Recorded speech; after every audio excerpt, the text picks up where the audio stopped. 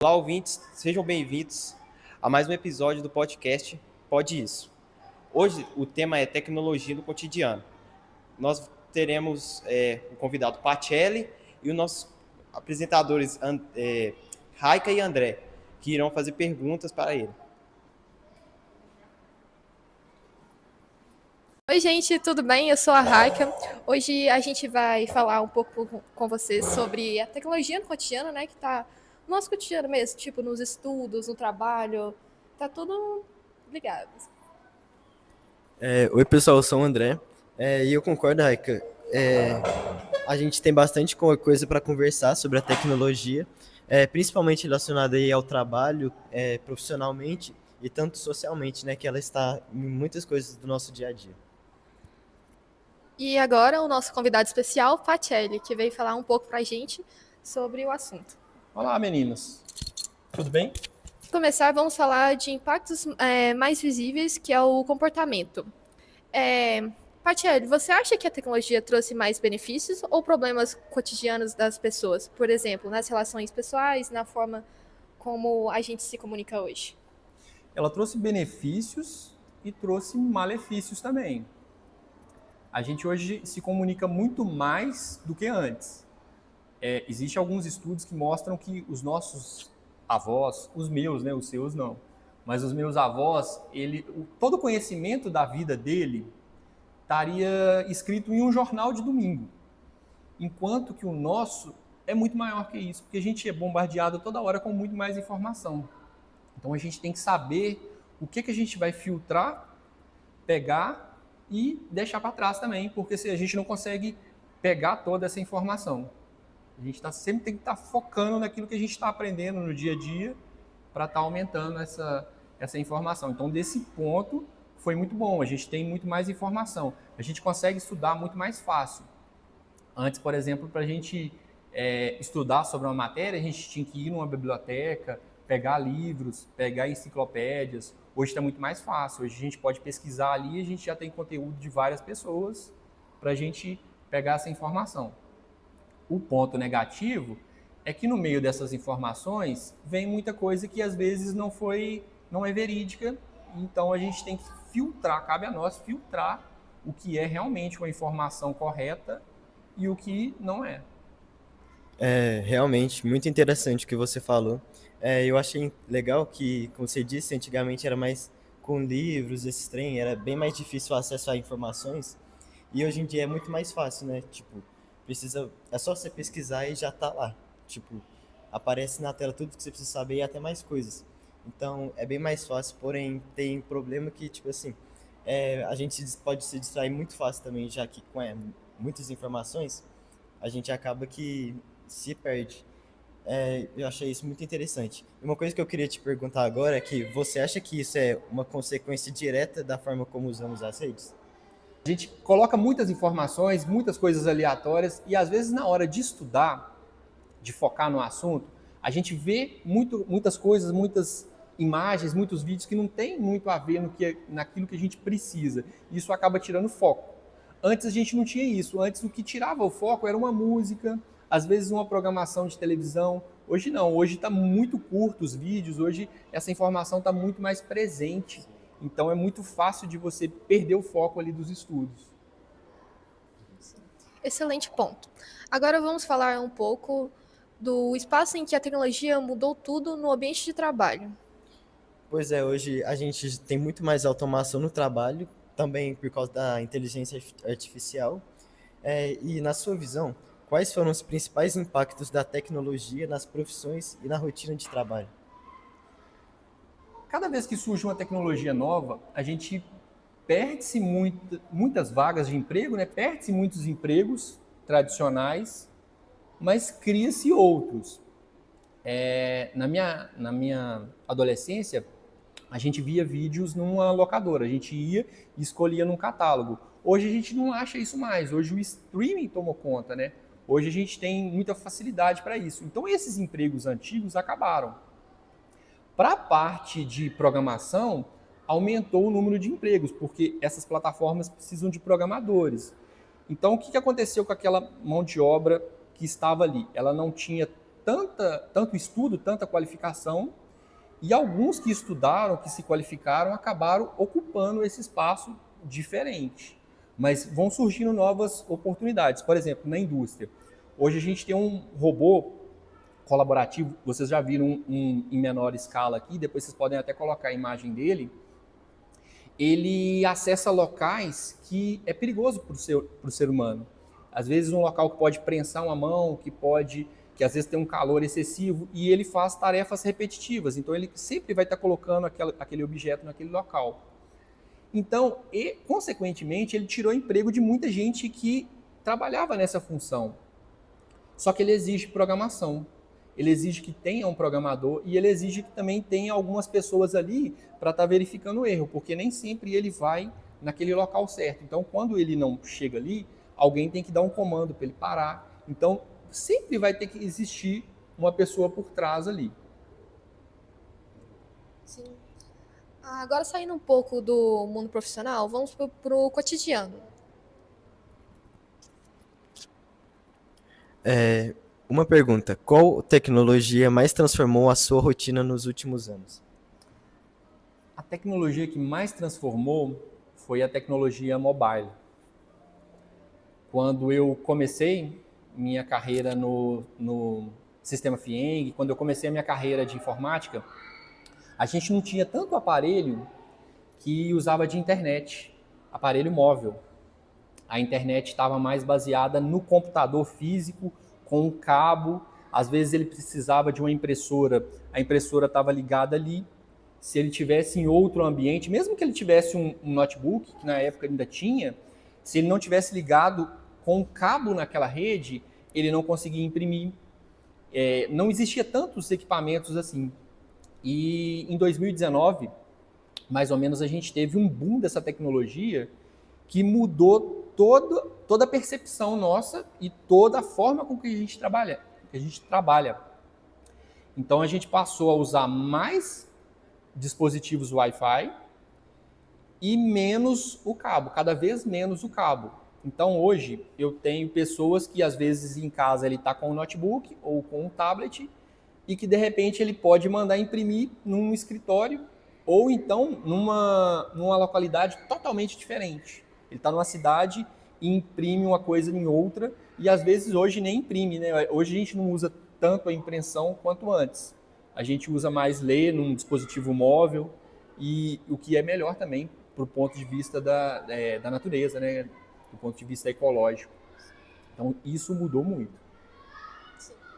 E falando nisso, muita gente tem medo de perder seus empregos para as máquinas. Você acredita que a tecnologia pode substituir completamente o ser humano em certas profissões? Algumas profissões, sim. Por exemplo, o telemarketing. O telemarketing hoje está sendo substituído pelo chatbot. As pessoas hoje elas não gostam mais de receber ligação e de fazer ligação. Então, às vezes, eles preferem ali um chatbot, que você manda uma mensagem, aí a gente fala robô, mas é uma programação de máquina que interpreta de acordo com as suas respostas, são respostas bem programadas, ainda não estamos falando de inteligência artificial não, mas ele interpreta essas respostas e vai montando, ele interpreta as perguntas, né, e vai montando essas respostas de acordo com aquilo que você vai startando ali para ele, através de número, através de escolhas em um menu. Então, esses empregos de telemarketing, eles estão acabando. Outro que também está acabando, mas que eu considero que não vai extinguir, é, por exemplo, o caixa de supermercado. Hoje vocês já devem ter visto, a gente vai em supermercado, tem muitos caixas eletrônicos, que às vezes 6 caixas estão sendo monitorados por uma pessoa. Mas o ser humano ainda precisa de alguém para interagir com ele. Então, às vezes, muitas pessoas, vocês podem ver que às vezes o caixa, que é automático, está bem vazio, mas os outros não, está cheio. Então, o ser humano precisa de interação. Então, essa parte eu acho que não vai perder. A parte também da medicina, da enfermagem, também é uma parte que não vai acabar. A gente vai, por mais que a gente tenha uma inteligência artificial que possa te ouvir e interpretar algumas coisas, a gente sempre vai precisar de uma pessoa que estudou, que viu todo aquele caso, que já viu casos semelhantes e que vai fazer um diagnóstico melhor do que uma máquina. Mas, o que vai acontecer com as pessoas? Elas vão ter que... com o tempo, elas vão estudando e vão adquirindo novos conhecimentos e vão entrar nesse mercado de trabalho. Elas não vão ficar de fora. No primeiro momento, muitos cargos vão deixar de funcionar, vão deixar de existir, mas outros novos vão surgir. Então, eu acho que as pessoas não precisam ter um medo de que no futuro só existam máquinas. Mas vocês principalmente, que estão começando, vocês têm que pensar que vocês vão estudar para um dia vocês estarem por trás dessas máquinas, ou programando elas, ou então dando start, porque para uma inteligência artificial funcionar, ela precisa de ser treinada. Se for na área de medicina, ela precisa de ser treinada por um médico. Se for na área tecnológica, por várias pessoas daquela tecnologia. Então, esse vai ser o mercado. Essa vai ser a nova mudança. A gente vai trabalhar cada vez menos com situações repetitivas e cada vez mais pensando e dando esses start para essas máquinas.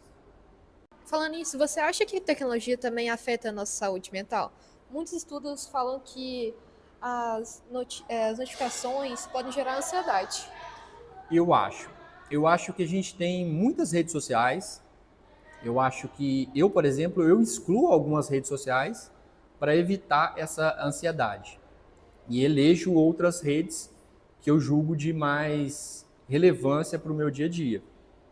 Tem pessoas que gostam mais do Instagram, tem pessoas que gostam mais de LinkedIn para a área de empresa, tem pessoas que gostam mais do TikTok. Então eu vejo que a gente tem que esquecer um pouco algumas redes sociais, esquecer um pouco desse mundo e focar naquilo que te dá mais prazer, mas não... Mas você tem que focar numa coisa que te leve a evoluir mais do que aquela coisa muito rápida, né? Momentânea. Como sendo essencial a privacidade. Com tantos dados circulando, até que ponto a tecnologia invade a nossa vida? Você está falando de segurança? Mas pelo lado da privacidade mesmo. Tá. Hoje é difícil ter privacidade, né? Hoje a gente vai para qualquer canto que você vai, você tem uma câmera te filmando. A gente tem radares que fotografam o carro. E no meu ponto de vista isso é bom, principalmente para quem não quer fazer o mal. Porque se uma pessoa desaparece, é muito mais fácil com esses dados da placa, com esses dados de reconhecimento facial, achar ela.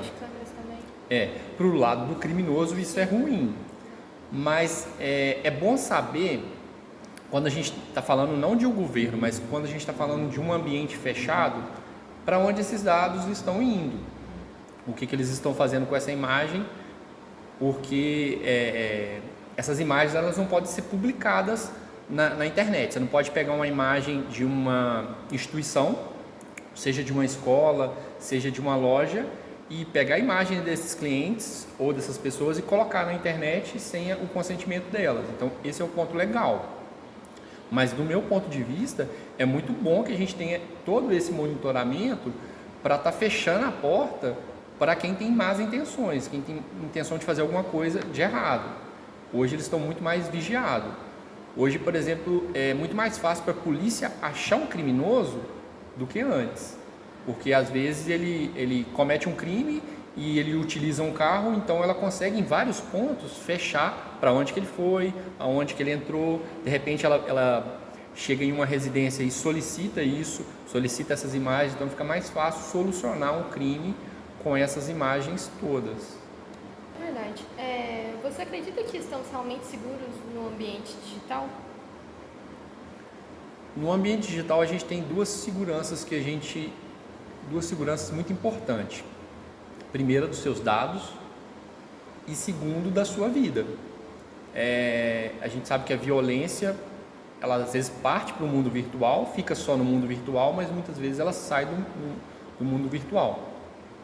Se a gente estiver falando de segurança de dados, é importante que a gente tenha duas senhas, duas autenticações, para a gente não perder essa senha. A gente utiliza, por exemplo, na FIENG, a gente utiliza um aplicativo que mesmo que a pessoa tenha a sua senha, ele vai precisar do seu celular, do seu smartphone, da sua linha para poder entrar naquele e-mail, para poder pegar alguma informação.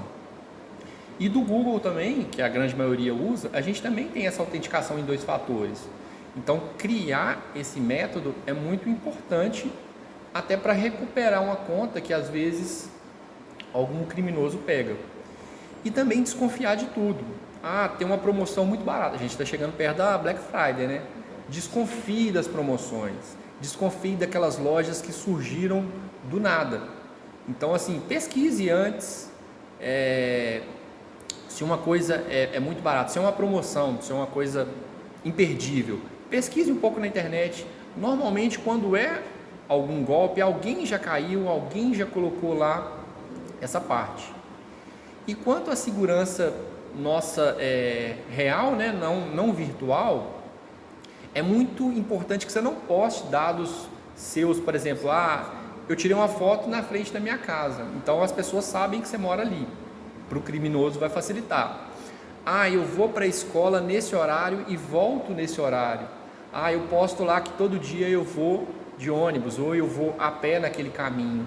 Às vezes tem alguém que está pegando aqueles dados ali, que está vendo aquilo e que pode estar de alguma forma te fazendo algum mal sobre isso. Então é muito importante ter cuidado com o que posta e também para quem você vai mandar essas informações, né? Sim. E você acha também que igual a inteligência artificial, a IA, seria muito perigosa, tipo, por exemplo, igual na política também, de uso de imagem? Porque hoje em dia a IA está tão avançada que, tipo, ela cria uma animação com uma foto que você coloca sua. Você acha que também poderia ser usado para caminho errado? Eu acho que tem sido usado para caminho errado. E às vezes a gente ou demora ou às vezes a gente nem consegue identificar que é de tão bem feito que está a imagem, a gente nem consegue identificar que não é real. Mas, por exemplo, o mais importante, principalmente que vocês agora, talvez nas próximas eleições vão estar votando, e isso influencia muito, é começar a pesquisar aquele candidato, aquelas pessoas que vão falando mais ou menos a sua linguagem, aquilo que você quer, ou que defende a causa que você quer. Então, quando você começa a ver as redes sociais oficial daquele candidato ou daquela pessoa que você julga, você começa a ver comportamentos nele que, se você vê um vídeo de inteligência artificial, você vai falar, opa, esse não é o pensamento que ele vem colocando nas suas redes sociais. Então isso vai servir para você identificar.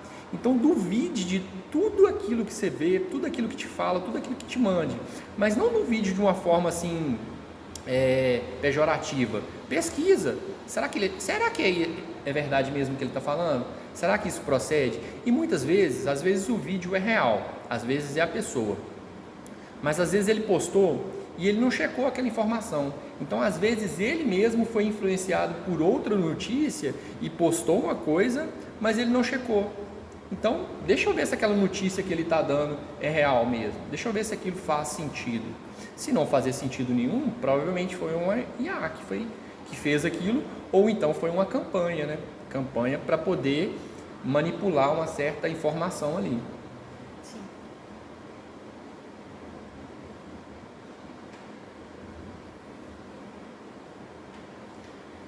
Sobre tudo isso que você falou, concordo muito com você. Agora uma pergunta é como que a gente pode evitar isso? Tem algum conselho prático que você mesmo usa? Para evitar... Assim, identificar o uso de inteligência artificial? Algumas plataformas, elas já mostram até ali, bem pequeno, se você for observar, que aquele conteúdo foi gerado com inteligência artificial. Para algumas plataformas, se a pessoa não colocar que foi inteligência artificial e ele detectar, ele acaba banindo aquela conta, então ele acaba colocando. Então, às vezes, isso ajuda. Mas também é interessante analisar todo o contexto, para saber se aquela pessoa falou aquilo mesmo. E quando você vê um vídeo que a fala não casa muito bem com a boca que está gesticulando, isso também indica. Às vezes a gente percebe algumas imagens pixeladas, ela vai e volta, ela some. Às vezes você está vendo a pessoa, às vezes ela muda um pouco o tom do cabelo, às vezes muda um pouco o tom da pele. Eles usam isso muito para maquiagem, né? Uma maquiagem virtual. E isso não tem problema. Mas quando você percebe essas quebras nessas imagens, você consegue identificar. É claro que às vezes você tem que ver o vídeo 1, 2, 3 vezes, e a maioria das vezes a gente acaba não vendo, a gente acaba arrastando para cima. Mas quando se trata de uma informação importante, uma informação que você vai passar para frente, é bom identificar essas coisas. Uma coisa também que é muito importante, quando a informação normalmente é falsa, ela sempre vem escrita embaixo: compartilhe para o maior número de pessoas. Quando você vê essa mensagem, compartilha, e você manda, você faz parte ali daquela mentira, você acaba dando, você colabora com aquilo. Então, antes de eu enviar para aquele grupo, deixa eu ver ali. E outra coisa, depois que eu enviei, às vezes já aconteceu comigo, depois que eu enviei, eu percebi que aquilo ali era uma mentira. Então, deixa eu voltar ali e falar para aquelas pessoas ali que aquilo ali era mentira, que eu errei. Entendeu? O mais importante, às vezes, do que apagar a mensagem para quem está vendo é falar: olha, errei, essa informação não é real. Isso é muito importante para mostrar para as pessoas que você também está pesquisando, você também está antenado naquilo ali que está sendo colocado. E nas questões de, tipo assim, do dia a dia mesmo, igual de se proteger digitalmente, igual você falou, seria mais igual as questões tipo de não dar horários, não dar localizações, né? Isso é muito importante. Antigamente a gente falava assim: olha, não tire fotos com a camisa da escola, porque fica fácil de identificar de onde você está. Hoje em dia muitas pessoas fazem isso, às vezes é quase impossível, mas tentar não compartilhar. Por exemplo, se eu fui numa viagem e aí no meio da viagem eu comecei a postar imagens minhas, da minha família toda nesse local. Bom, se na minha vizinhança tem alguém de algum grupo que começou a ver aquelas imagens, ele pode antenar, falar: opa, a casa dele está vazia, ele está viajando. Então eu não preciso de fazer isso durante a minha viagem, eu posso fazer depois eu posso postar para aquelas pessoas que eu gosto, para onde eu fui. Mas é muito importante que isso seja feito num momento posterior, para as pessoas não saberem onde você está. Às vezes a pessoa aproveita aquele momento que você postou que está num restaurante. Às vezes, quando é uma pessoa que já quer fazer o mal, ele pode aproveitar aquele momento ali para saber onde você está. E com quem você está também, né? Exatamente, com quem que você está também. Excelente conversa, pessoal. Deu a perceber que a tecnologia é uma ferramenta muito poderosa e ela facilita e conecta e transforma o modo como vivemos e trabalhamos. Mas como o Patiello destacou, é preciso equilíbrio e consciência. A tecnologia deve estar a nosso serviço, não ao contrário. Exato. A gente precisa usar a tecnologia para evoluir, sem deixar que ela controle nossas relações e nosso tempo.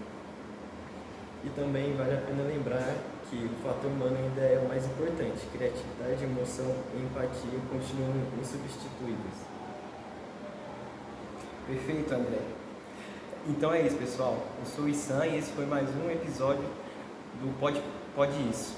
Agradeço a Rai com o André e ao nosso convidado especial, Patiello, pela presença e pelas reflexões. Até o próximo episódio. E lembre-se, desconectar às vezes